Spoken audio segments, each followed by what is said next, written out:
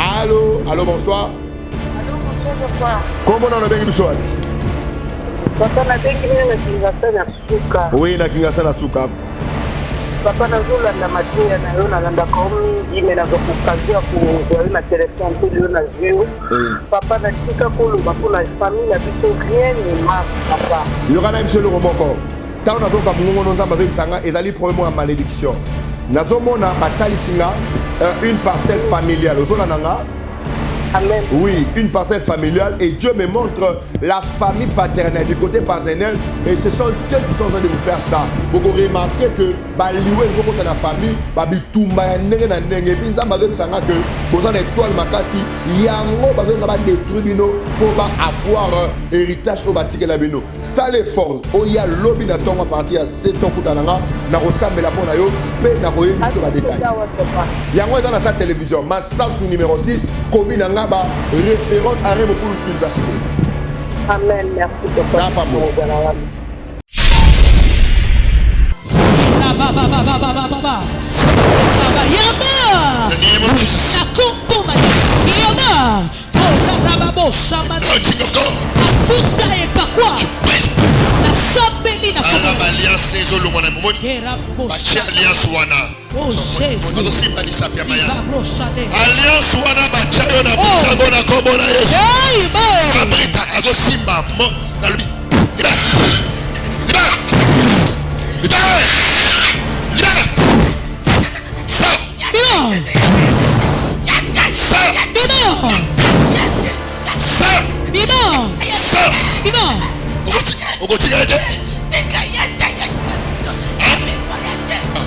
Anointing of God is here.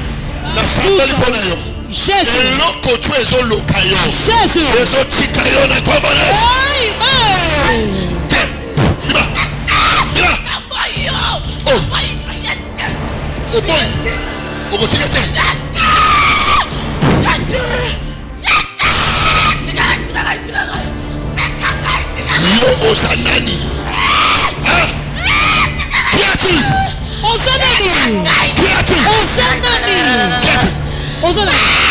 Je me ferme maintenant. La boîte est au moto.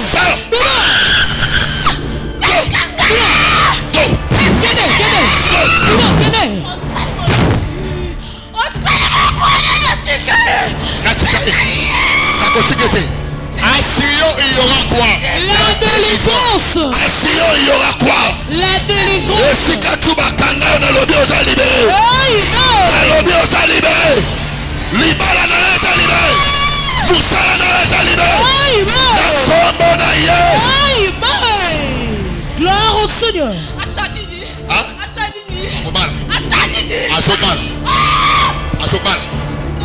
Asobal. Kosi. Sogada kosi. Kosi. Gada kosi. Kosi. Kosi. Toute la force appartient à Dieu. Kuya nyoso yasabu. Yes. Lelo libala wana fobia. Tala misapesa misapi wana. Yemenoti. Nakati alliance wana. Amen. Tika tika. Tika tika tika tika tika. Tika tika tika tika tika.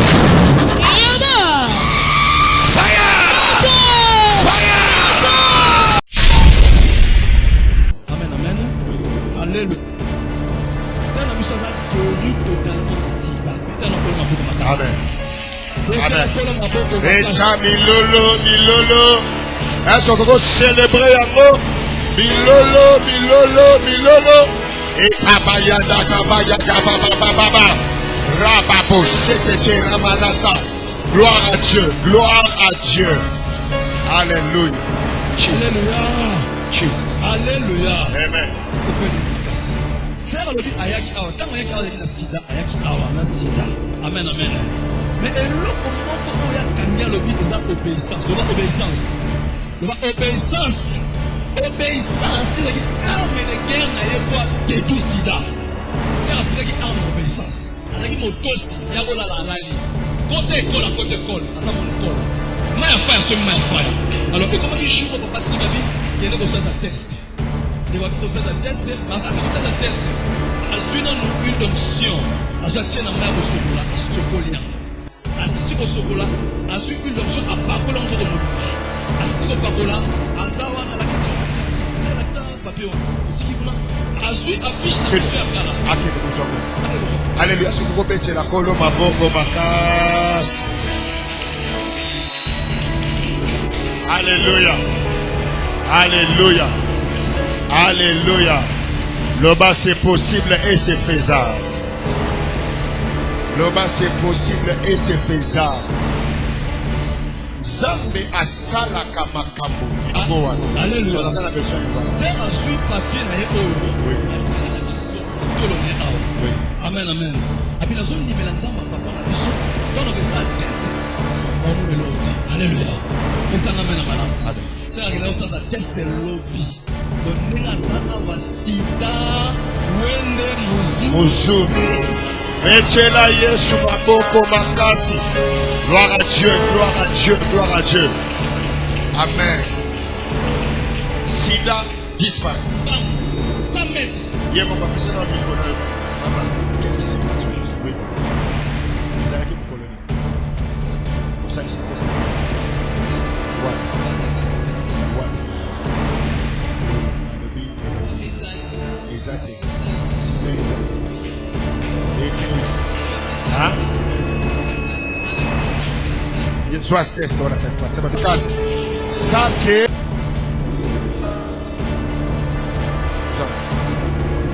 Test rapide. Est-ce que vous voyez ma dernière électricité des années? Rebecca Yaka ici. C'est comme ça dans ma corps médical ici.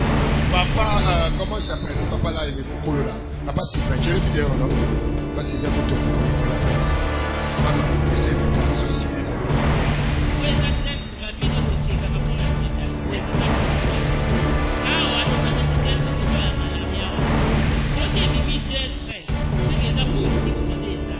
Mais ce qui est très c'est négatif. Ah ouais. Oh. Et à rouge, les amours. Ce qui est mort, c'est les tests négatifs, c'est des années. Ce qui est deux, c'est qu'ils sont positifs. Alors, total, les amours, c'est qu'ils sont négatifs. Amen. Shalom, shalom, Bananzambe, Nzama Pambola Bino. Toyambi Bino Lissus na pourquoi lelo na émission spéciale le temps de la foi, le temps de la foi. Nzambe Pambola Bino, Bino Bozali fidèle, Bozolanda biso partout. Na Mabele Mokili, na Congo Brazzaville, na Pointe Noire, Bozona na biso awa na Katanga, na Lubumbashi, na Kolwezi, na Likasi, Nzamba Pambola bana Matadi, Boma Mwanda, que Dieu bénisse bana ya ville province à Kinshasa, Kifunga, Funa, Chango, Nzambe Pambola bino ezali prophète lelo dans les choses marchent na 4e émission au spécial le temps de la foi. Nzambe Pambola bino to spécialement na pourquoi lelo ko sambe la pona bino pe ko sako la pona bino bien aimé.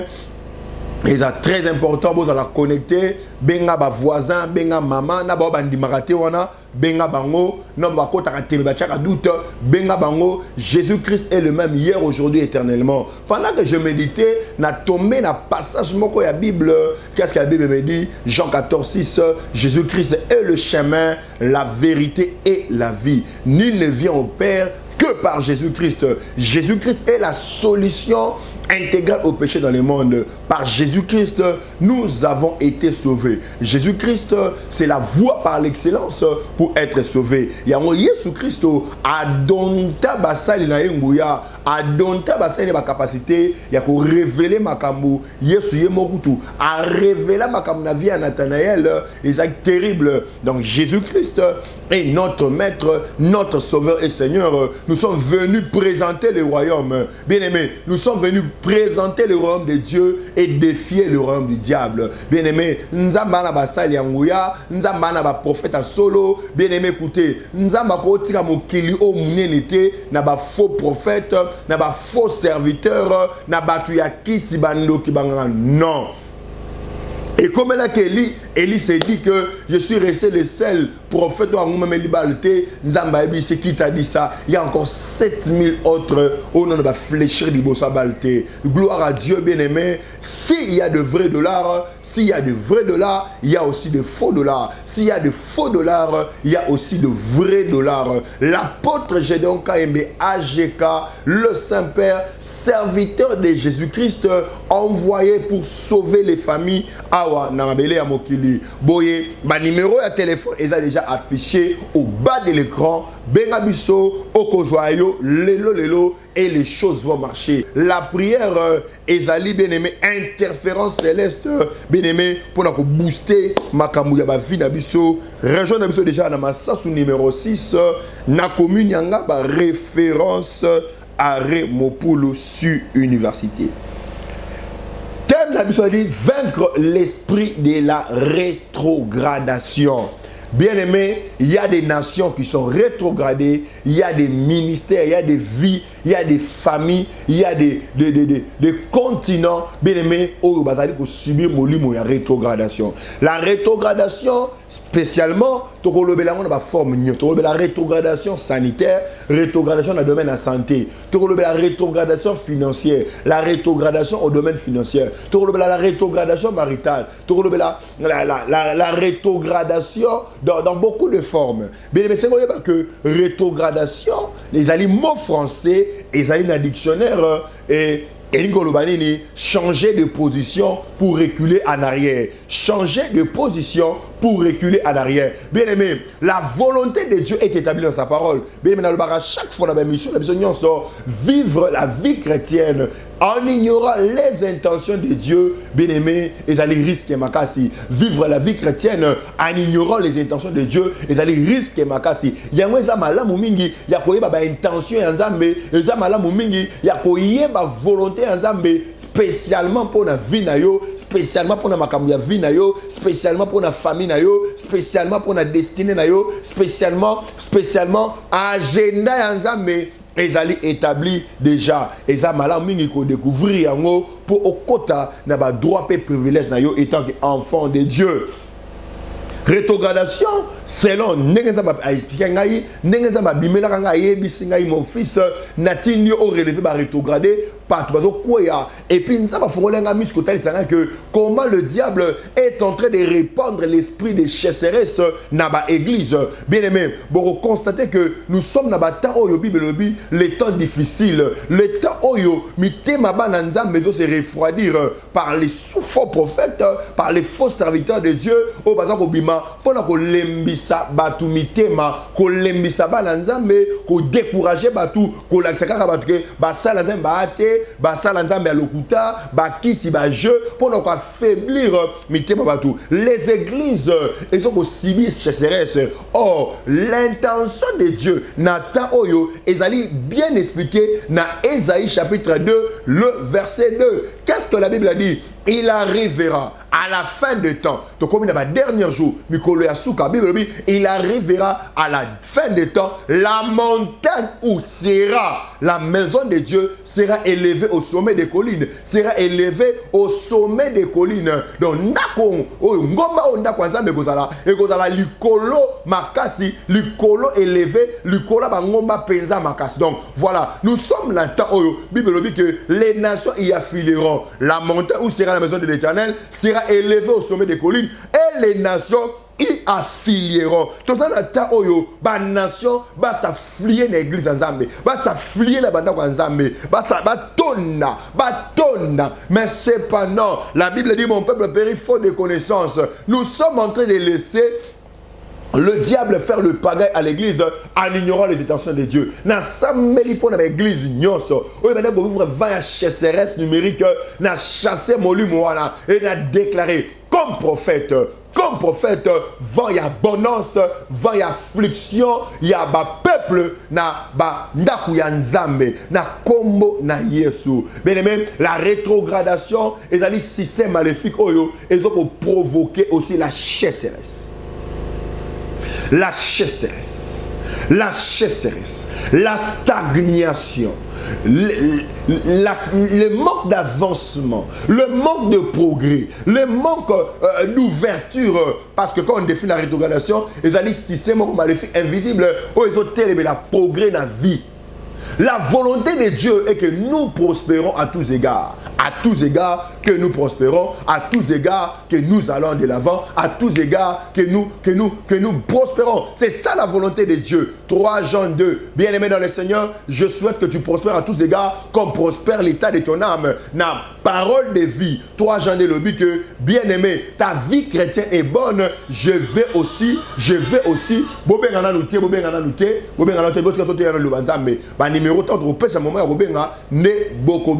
Ta vie chrétienne est bonne, je veux aussi que ta santé est bonne, soit bonne. Voilà. Donc, la prospérité, c'est le plan intégral du salut. Fait partie, j'allais dire, la prospérité fait partie du programme du salut. On ne peut pas dissocier la prospérité dans le programme du salut. Et ça fait partir du programme du salut. Mais esprit, il y a rétrogradation. Et dans le système maléfique, ils ont provoqué, ils ont télémé la progrès. Ils ont télémé la progrès.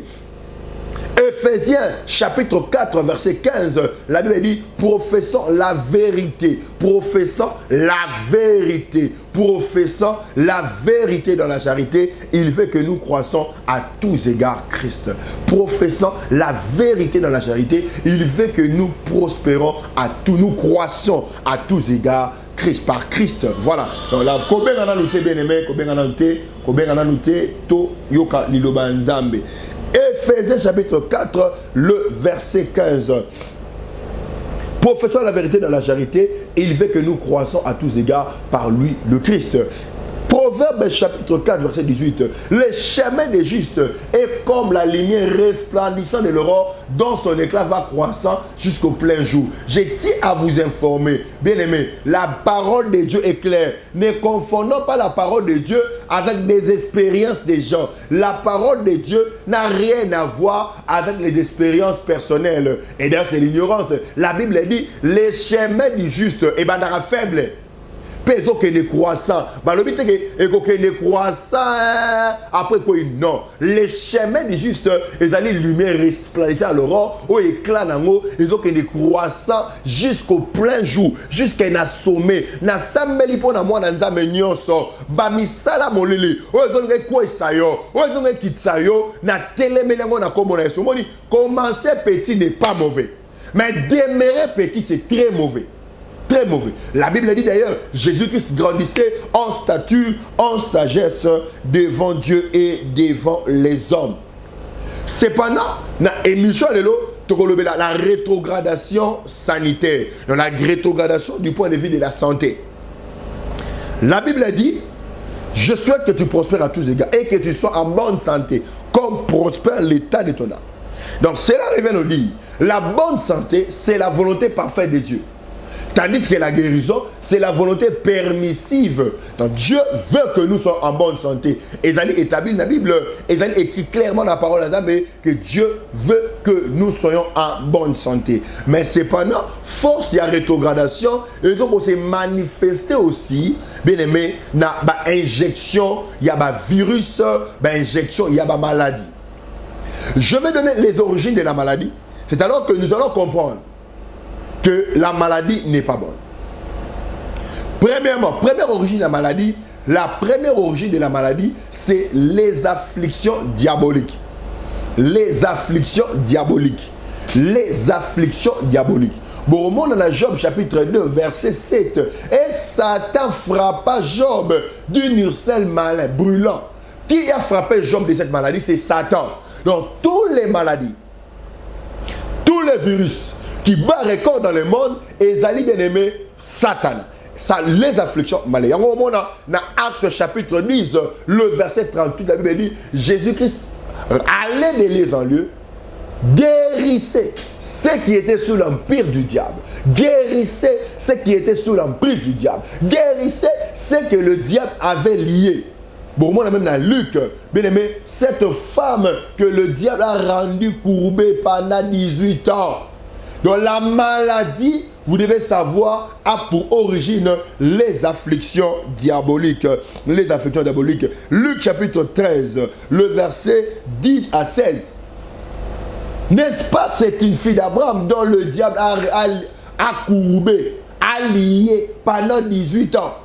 Pendant 18 ans, bien aimé, maladie au nyonso et où mais là, to eza na intention ko nyokolo pendant longtemps na kwesi yango na chasser yango na détruire yango na kombo na Yesu na détruire yango na kombo na Yesu na détruire yango na kombo na Yesu eza détruit au nom de Jésus eza détruit au nom de Jésus eza détruit au nom de Jésus. Les maladies a pour origine, bien aimé, les afflictions du diable. Cependant, la volonté de Dieu est que nous soyons en bonne santé. Bible dit, dans Ésaïe 33, le verset 24, qu'aucun habitant dit qu'il est malade. La volonté de Dieu est que nous soyons en bonne santé. Regardez dans Jacques, Bible dit, est-ce que parmi vous, Jacques 5, verset 13 à 15, est-ce que parmi vous, y a-t-il quelqu'un qui est malade? Dans l'église, la maladie était rare.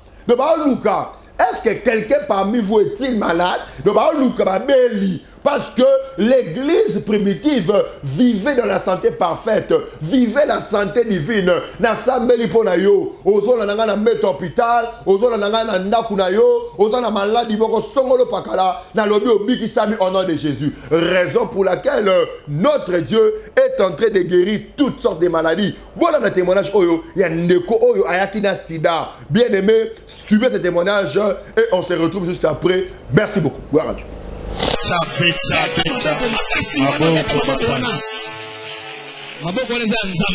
Alléluia. Zamba salim. Maman la situation na comme la bangi la flore. Amen amen. Oui. Alléluia. C'est un abisso a guéri totalement na sida. Beta na kolo maboko makasi. Amen. Amen. Beta milolo. Est-ce qu'on va célébrer yango? Milolo. Et kabayada baba. Rabapo sekete ramanasa. Gloire à Dieu. Alléluia. Jesus. Alléluia. Amen. C'est pas une makasi. C'est le dit ayaki awa. Tant ayaki awa na sida, ayaki awa na sida. Amen. Mais eloko moko oya kanya lobi eza obéissance. Obéissance, c'est dire arme de guerre na ye pour détruire sida. C'est la plus arme obéissance. Alaki motosi yabola la lali. Côté école, asa mon école. Maya fire. Alors, et comment il joue papa Tinagabi qui est dans ce test. Il doit dire ça test, mais avant que ça test, azuna nous une onction. Azatien na maya ko sokola, a sokoli yango. Asisi ko sokola, azu une onction a pakola nzo ko mobimba. Asisi ko pakola azawana lakisa papier wana otiki kuna azui affiche na mission ya kala akele kozwango alléluia soko betela kolo maboko makasi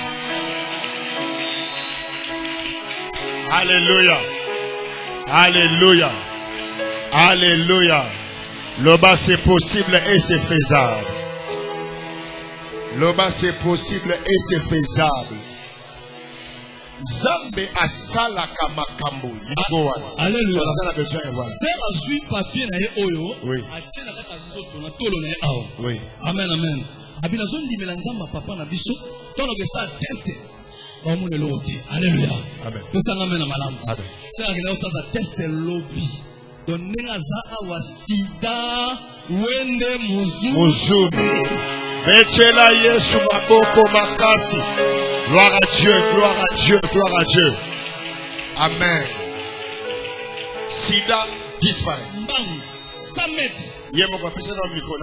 Maman, qu'est-ce qui s'est passé au juste? Oui, maman.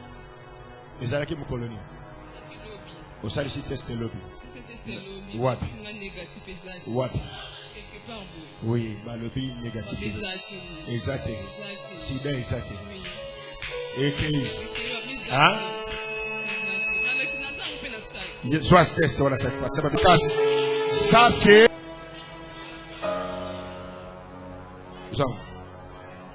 Test rapide. Ce que tu voyais, Rebecca Yaka ici. Ok. Ça fait ça là-bas comme médical ici. Papa, comment il s'appelle? Notre papa là, il est Moukolo là. Papa Sylvain. Je l'ai vu d'ailleurs, non? Papa Sylvain Moutombo, oui, on l'appelle ici. Maman, PCM, là, ceux qui sont allés au Lazanene. Oui, ils ont test rapide au Tchèque, pour la suite. Oui. Résultat sur place. Oui. Ah ouais, ils ont des tests pour ça la malaria. Oui. Ceux qui ont mis d'être Ce qui est positif, c'est déjà. Oui. Mais ce qui est très bon, c'est négatif. Ah ouais. Ici. Oh. Ah ouais. Rouge. Très rouge, wana, et ça mort. Ce qui est mort, c'est que c'est négatif, c'est déjà. Oui. Ce qui est deux, c'est que c'est positif. Alors, au total, et ça mort. C'est que c'est négatif. Amen. Mettez la Yesu maboko makas.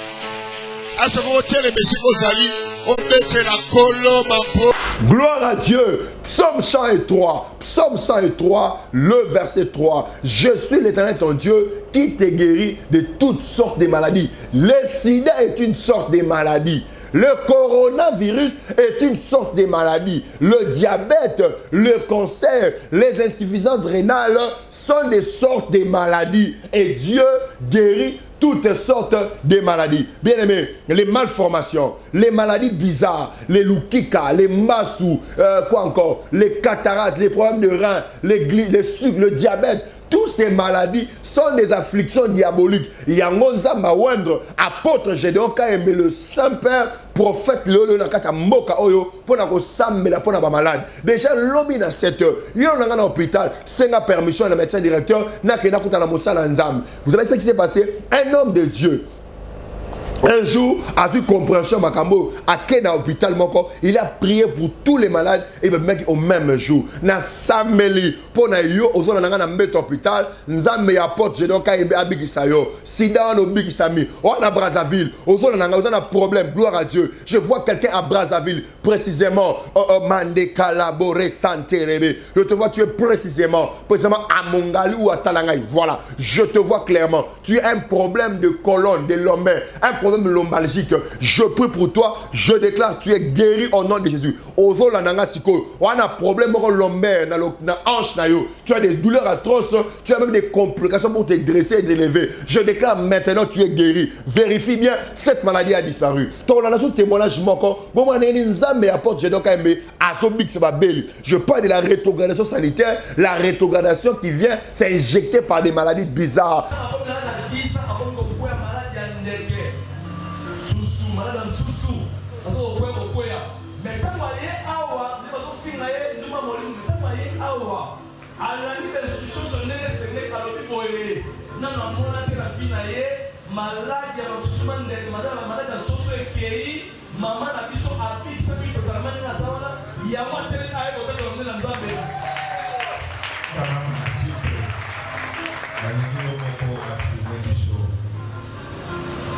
Au Sali 50 ans, au Kuyaka, maladie épilepsie pendant 50 ans. Et au constaté pour les matobiki.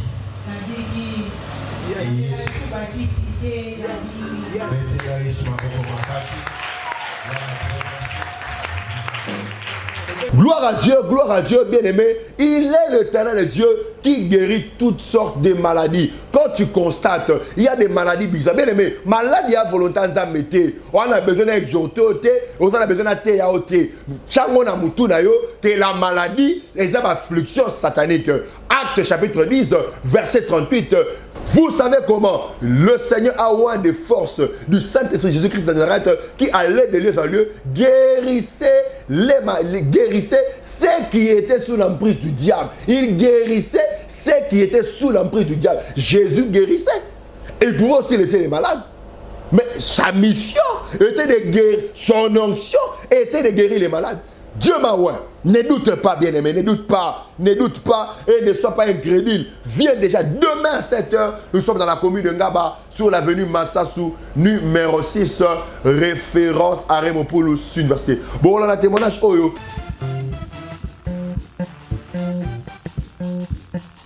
Papa Sébastien a eu contact avec la Nzambe Ajeka, Oyo Nzambe Ajeka Salelier, à matière niveau mati. T'as la voisin na yepsaye au mati niveau sa voisin na yo.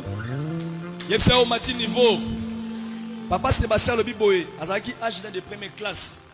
Mais Nzambe Ajeka Sali qui a la fidélité na zalaka toujours awa chaque dimanche azoya. Il na ba mbela na so papa zo sala ya zanga tazali. Nzambe pesi poste adjudant chef. Donc comme une pétage adjudant chef, yango na papa za reconnaissant avec autant la monnaie na Nzambe Ajeka, betela kolo maboko makasi pona yango.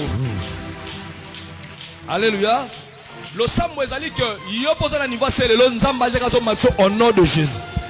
Na yo kiote osa na niveau c'est nzamba jeka so matso niveau au nom de Jésus. Bete la kolo maboko makasi. Merci beaucoup papa. Gloire à Dieu, gloire à Dieu. Bon, ben, ça, numéro d'être au fond de téléphone à Bisso 097 44 78 320 097 44 78 320 081 88 9008 081 88 9008 089 760 81 58 090 67 67 00 374. Toyambi appelle Oyo. Allô, allô, bonsoir. Allô. Allô, bonsoir. Kobipe Bissoté, Benga Bisso n'a pas numéro affiché au bas de l'écran 090 67 00 374 090 67 00 374. Tu as bien appel Oyo. Allô, allô, bonsoir. Allô, bonsoir, papa. Comment on a bien biso wapi? Papa, na bengi mine na Kinshasa na suka. Oui, na Kinshasa na suka. Papa, nazolanda matia na yo nalandaka mingi me nazokukazia kuzwa yo na telefone to yo na zio. Papa, natika koloba mpona famille na biso rien ne marche, papa. Yokana biso le romoko. Tant nazoka mungongo nzamba zo bisanga ezali problème ya malédiction. Nazomona batali singa une parcelle familiale. Ozola nanga. Amen. Oui, une parcelle familiale et Dieu me montre la famille paternelle du côté paternel et ce sont eux qui sont en train de vous faire ça. Vous remarquez que baliwe zoko ta na famille babitumba ya ndenge na ndenge et puis nzamba zo bisanga que bozan étoile makasi yango bazo ngaba détruire bino pour ba avoir héritage au batike la bino. Ça les force. Oya lobi na tongo à partir à 7 ans kutananga na rosambela pona yo pe na koyebi so ba détail. Yango dans sa télévision, Massaf numéro 6 commune ngaba référente à Remopoulos Université. Amen, merci papa. Koba kobenga biso na ba numéro est affiché au bas de l'écran 081 88 9008 081 88 9008 097 44 78 320 097 44 78 320. Narosenga na régie après ça monsieur les mamoko to zonga juste après. Jésus, tu aimes tellement Dieu, tu as besoin de Dieu, tu es tellement connecté. Tu es tellement connecté à la source de cette onction. The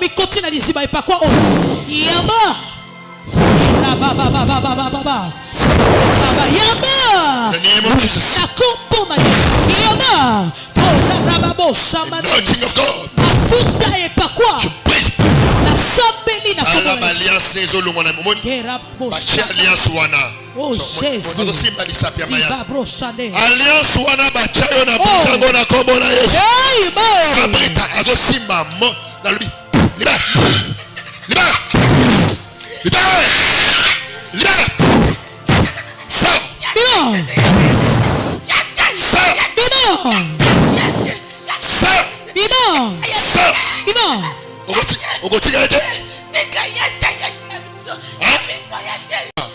Anointing of God is here. Jésus.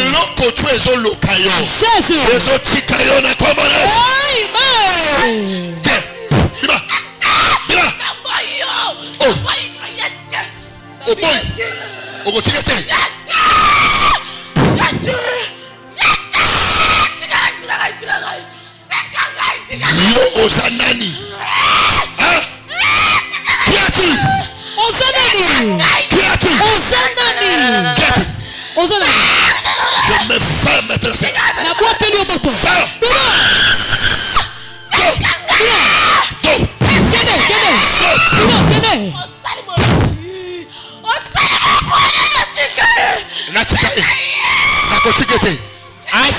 Il y aura quoi? La délivrance. Il y aura quoi? La délivrance. Libéré.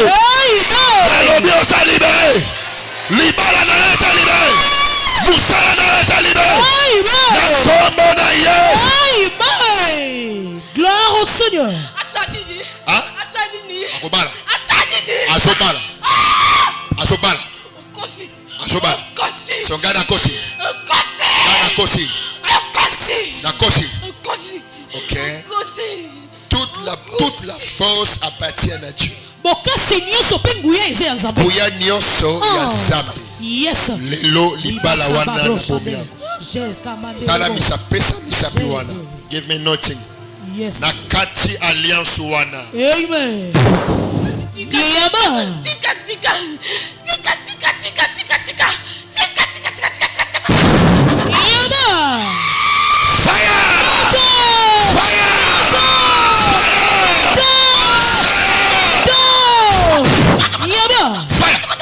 Allez, pesa na libane. Pesa na libane. Pesa na libane. Pesa na libane. Pesa na libane. Pesa na libane. Abala. Chami ko papa. Okay. Abala na ye. Mettez la jambe maboko makaka. Kaka boye bazotika fina yo. Kaka boye bazotika libala na yo. Gloire à Dieu bien-aimé, Baud Kolana, Maramza Mazo Salana, et Beneza Mission Awa, la grande tabernacle de changement. Nous avons pas bon bino, to Yambi appelle Oyo. Allô? Allô, shalom papa. Oui, bonsoir maman. Comment on a bien bonsoir? Na banda ta nazo ka mungongo na onza mazo tel sanga et ça na force mo do remarquer mikolo yo ya ba disparition ya ba mbongo. Yango ndi na bingelo papa pona moni yo kanga na olala olota ba yiba o sac. Banda ba yiba o sac wana okoma o remarquer physiquement ba mbongo pe koma obunga yo. Yango ko belu na bingelo papa yango vraiment na bingelo papa. Ya comme on a biso lobi na tongo tout ça na commune ngaba na avenue Massasu numéro 6 référence à Remopousse université. Na ensemble la pona maboko na pe mamlo za restaurer. On a kuta no condition za ni papa. Condition ya ka tongo makasi pesa la kondima. Pe ya ka ndenge mona nzamba yaka. Amen. Nzamba pambola yo.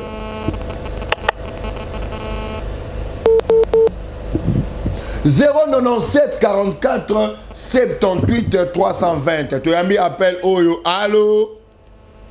Bonsoir, prophète. Bonsoir. Comment on a bien monsieur? Papa Guiné, na bengi banda badara.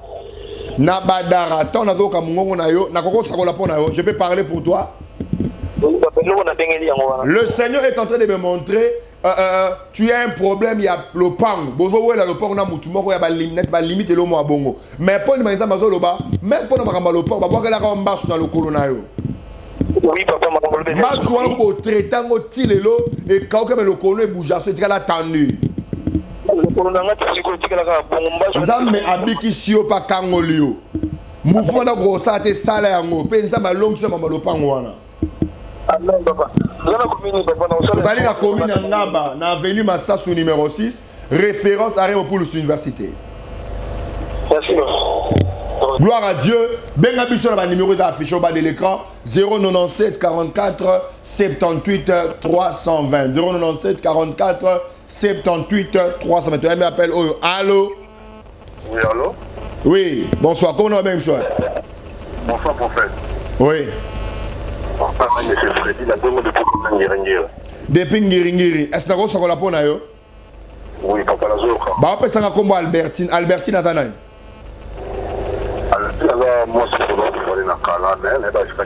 Aza moi sinon ya kalate aza maman ya bana o bota o bala et d'ailleurs maman bana yo bot ko kabane ça fait 6 mois. Allô? Allô? Exact, mais toi tu as fait quelque chose n'est pas bon. Tu as fait quelque chose n'est pas bon.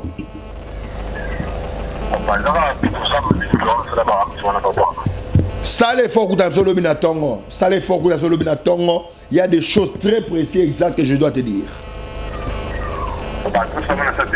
Attention à sa télévision. Ben Abisson a un numéro affiché au bas de l'écran 097 44 78 320. Écoutez, nous avons retiré mon climat au théâtre dans faux prophète au Manganatis. Hier, sous que sa parole, basal naïe, basal yanzam et angouye à solo, basal à mboko, batata nabiso, yangouye à mboko basali. Nous avons pas mal. Allô? Alors, papa. Oui, bonsoir. Comment on a le même choix? Bonsoir, comment on a maman déjà? Est-ce que vous avez un peu de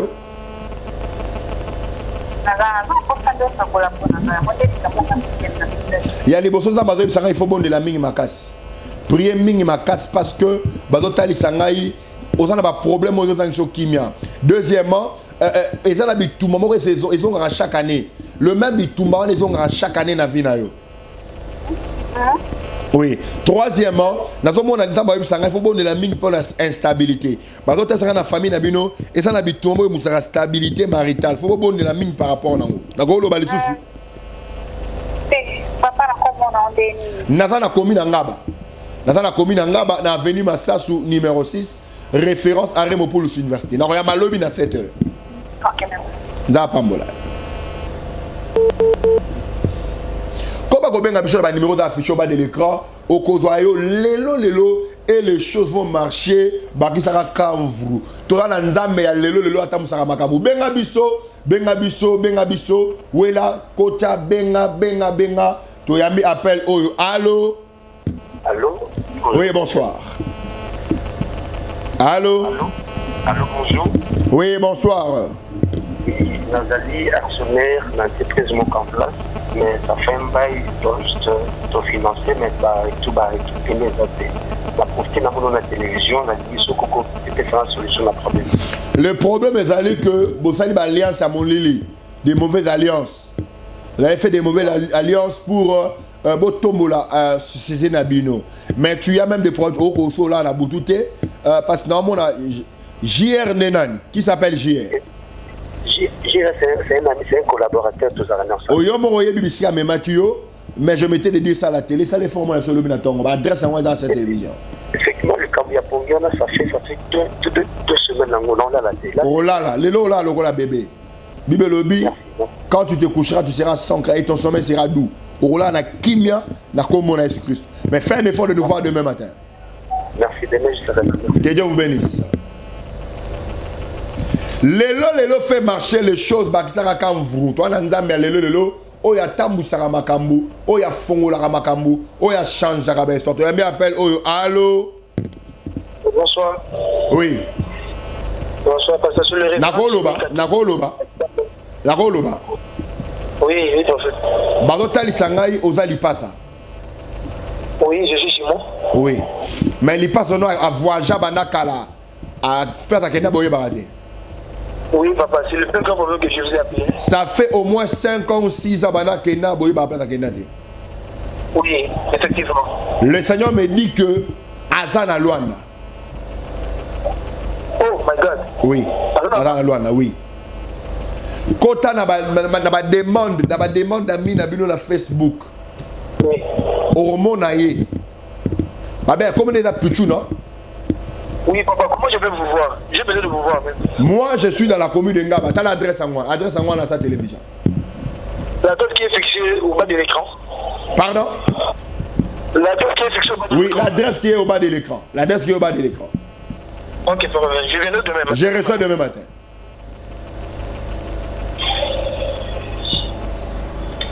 Toi, dans Nzambo, Atambu, Saramaramune, on a inutile de douter. On a makambu. On a des problèmes. On a des défis. Il faut relever. Dieu a un homme. Nzamba Wendre Moussala Nzambe Mokona Mboka. Apôtre Gédéon KMB AGK. Le Saint-Père. Prophète today. Prophète today. Now. Lelo. Dans les choses marchent.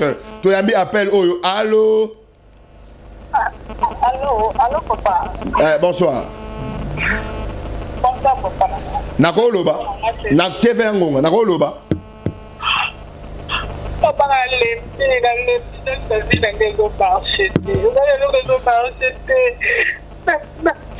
Yokangani.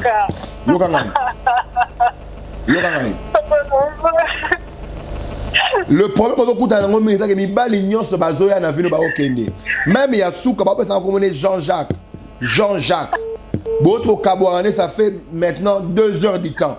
Na problème on est dans le côté à 5 boutons ça bilo on saliba la semaine à liba le va sauter. Yo kangai oni mazambe ozoni mazambe papa ozoni mazambe La Bible dit le cœur du roi est un courant entre les mains de l'Éternel. Le cœur du roi est un courant entre les mains de l'Éternel. Il incline comme il veut. Na sambeli maintenant. Motema ya Jean-Jacques ezongela yo. Na minute oyo. Nengo kata ko benga azo benga yo. Pas sengo pardon. Le amen. Amen. Le bezo faire le lelo. Amen. Amen. Gloire à Dieu. Inutile à rouler là.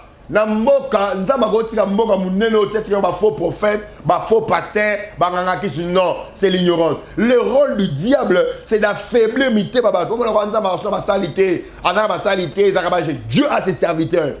Dieu a ses serviteurs. Ana ba salité o a wendre mandaté après ses missions. Et les missions de ses serviteurs sont différentes. Il y a des missions c'est différent. Diversité des dons mais les mêmes esprits. Tu m'appelles allô. Oui, alors bonsoir prophète. Oui.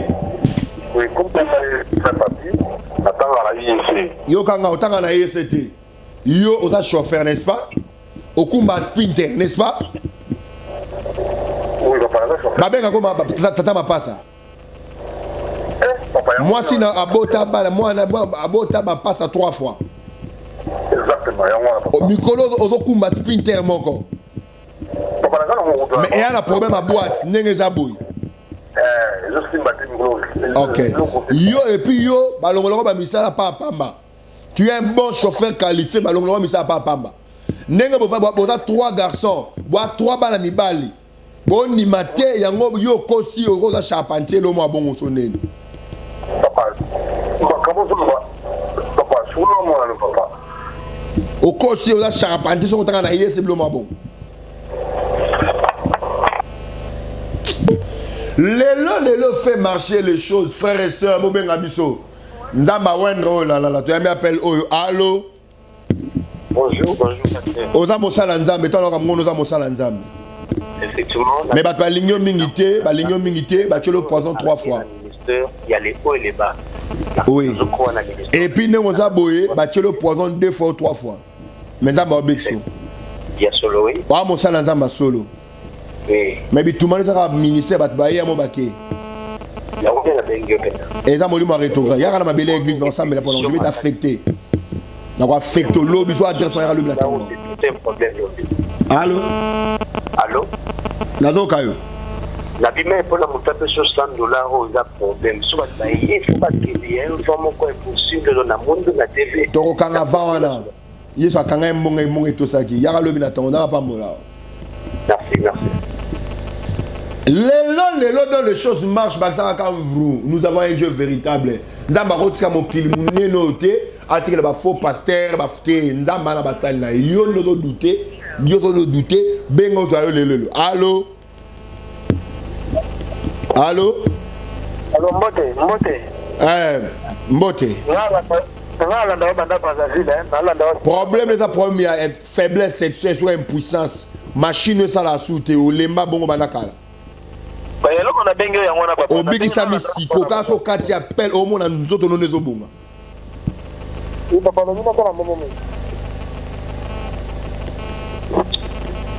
Lélo dans les choses marchent on a un Dieu puissant, un Dieu des miracles qui fait des choses où il les ramène la bateau où il que tu as mis appel allô.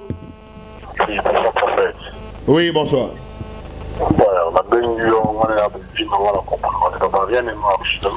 Rien ne marche parce que il dit pas trop, il va battre trop, ça va bon milai, si quand même qu'on est en maille sur Christo, comment on va me changer?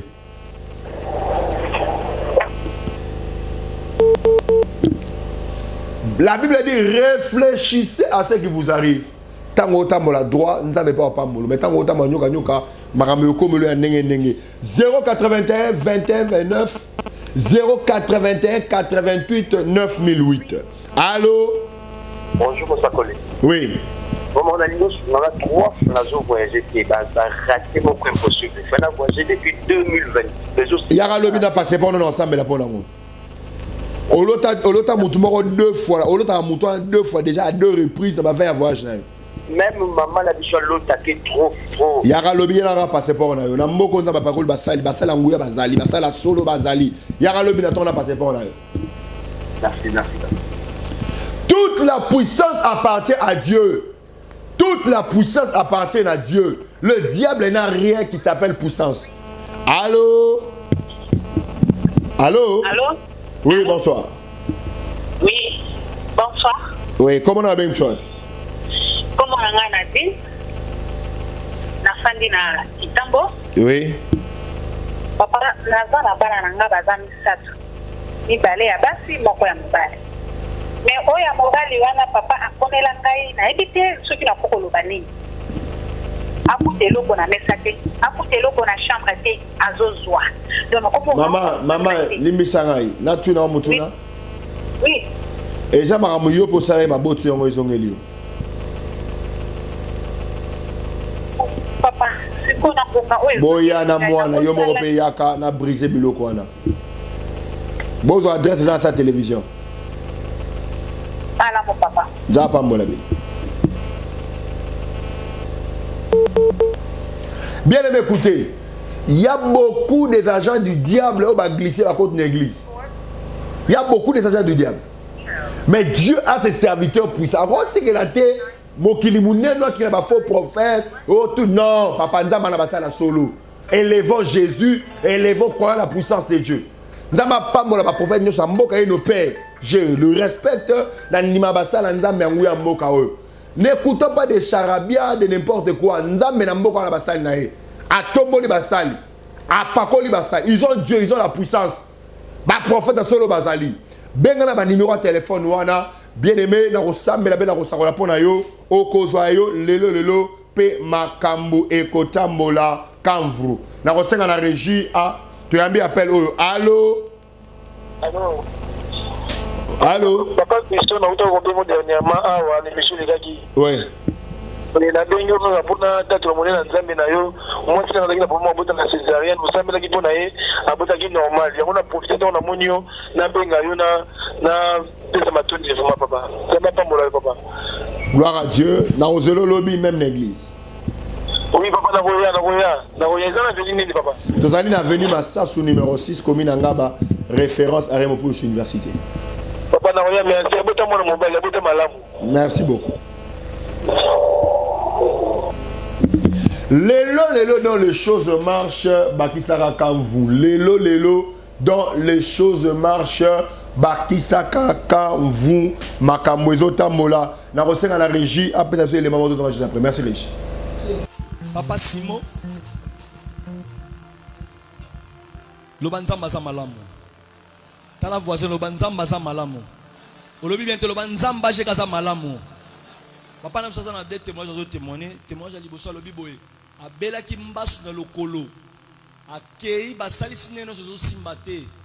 Mais à la ligne la boutou moko amoni. Papa prophète abimi aye asimbi le colo nae. Pe a pakole mafu. Et na tongwana la muki amoni mbasu nyonso e kauke kei. Yango ko toto la moni na nzamba jeka. Voilà premier témoignage. Et deuxième témoignage à Boé, papa Lobi Boé, mukolo ya mardi avant d'aller na musala sala ka teka biloko na magasin puis abimisa biloko libanda. Donc biloko za libanda, azaka libanda wana. Avant di bona téléphone na moni papa bengie bala liboso. Asala kwa hésiter moi muke. Papa bengie mbami balé, habitelo papa benga deux fois c'est ça sérieux. Fona kanga magasin na kanga boutique pona kende na yoka ne papa bengai. Et alobi ke tanga akoti ba biloko neno so za libanda. Pour qu'un magasin, à Bossana que loco, poison à la magasin à Fongola, vraiment, tant que Zobi Malibana Zomona, Batunio so bazara pembe na ewana, mutu ke utikuna, et ravagé bangonio so. 5 personnes bakoufi. Yé abiki n'appelle à Moussa Lanzambe. Alléluia. Alléluia.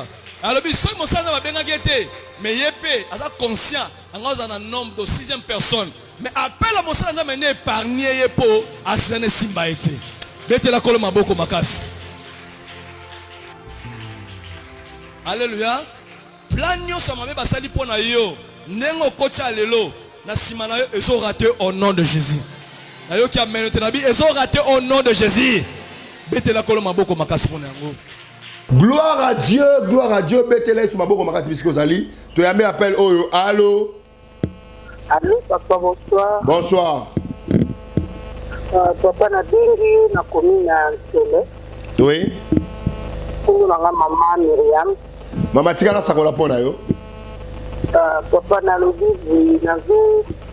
nazosala makambo nyonso ezosimba te. Et dans rétrogradation.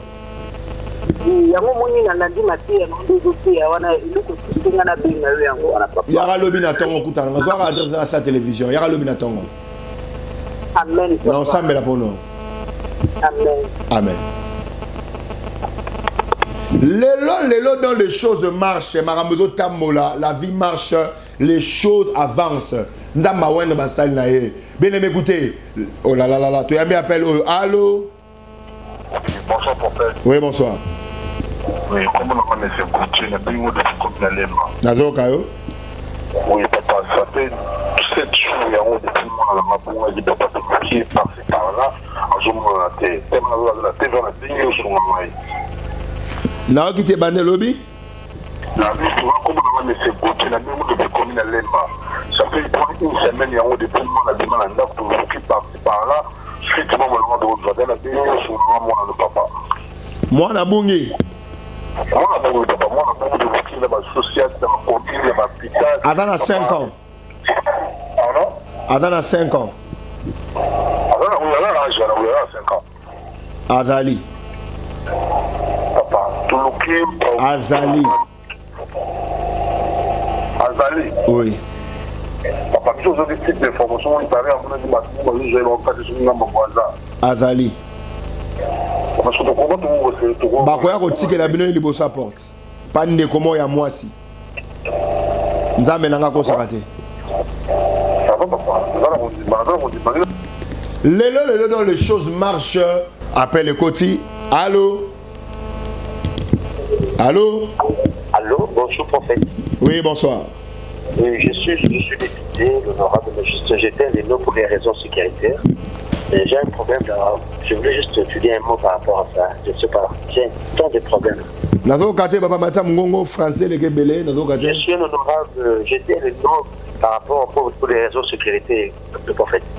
Je suis un peu, il y a trop de pression là. Ce qu'on a la prière, non. Mais les autres, c'est mon encarte. Yara Lobi Natongo, papa. Papa Abisho honorable. Yara Lobi Natongo. Merci, très gentil. Ok.